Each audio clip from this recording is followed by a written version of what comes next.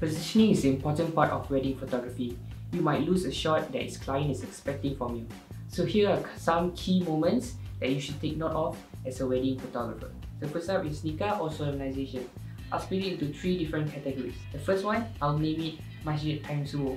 So this is the best situation where it normally happens in community center or in occasion where you have large spaces. This allows you to roam around easily and go around and capture different angles and perspective. For second category, I will call it social distancing period. For this, it's usually taken in an event space where it has some space but it's limited. So you can move around but it might annoy people. So for this, I'll keep my movement minimal. So I go to the right side, take whatever I could, go to the left side, take whatever I could, then I go to my position and stay there and ready for the nikah. The third category, I'll name it Gelang Bazar Time Ramadan. So for this, it's usually taken in a crampy space or in a house where you literally have almost no room to move. So for this, you have no choice but you just get into position early. So whenever I go for a solemnization shoot, I take note of the key photos that I need to take. So the key photos are something like this. The most important is to have the groom and either the Qadi or the Wali of the bride. Okay, then the other shot that we need to take is the groom. So with this in mind, I'll try to see which position I have to take depending on if I'm the only photographer or if I have another person to shoot with me. So if I am the only photographer, I will try to stick in the middle, somewhere close to the middle, but shift a little bit to the left or the right to angle it to the groom, something like this. Okay, if I have 2 photographers, I'll position the photographers something like this. So one will focus on the groom, another will focus on the Wali or Qadi and the bride. So he will toggle between the Qadi. Once he is done talking, then the photographer will focus on the bride for her expression.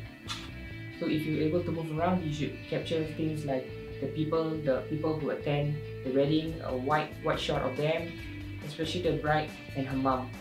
Usually I will have one wide angle and one 50mm. If I'm the only photographer, I will usually stand in the middle of the groom entourage and the hadang-hadang.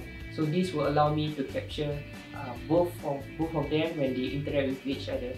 And when I want to capture only one side of them, I will just move to the left a bit or the right a bit, similar to what you see here, to capture a different angle. If you have 2 men, so the guy in between will usually hold a wide angle lens, while the second photographer will use a 50mm to capture the groom's reaction, and he will usually stand at the back of the hadang-hadang. Moments when the groom will ask to dance, the wide angle will step in the middle in front of the hadang-hadang to capture these type of shots. Normally on silat performance, I will stand here, here or here. I believe that these are the best position for me to stand because usually there's nobody except for photographer and videographer unless there is space for me to roam around. Usually I will try to get 3 to 4 good shots of the silat performance, then I will go to position to get the salam-salam moments. So next we move on to salam parents. Usually for this I will suggest to stand at the mom side because mom usually have more expression and you can capture better when you're closer to her compared to the father side. So for me, I will stand about 30 degrees away from the parents to capture bride or groom and more of the parents. If I have 2 photographers, I will suggest the first photographer to stand where I usually am.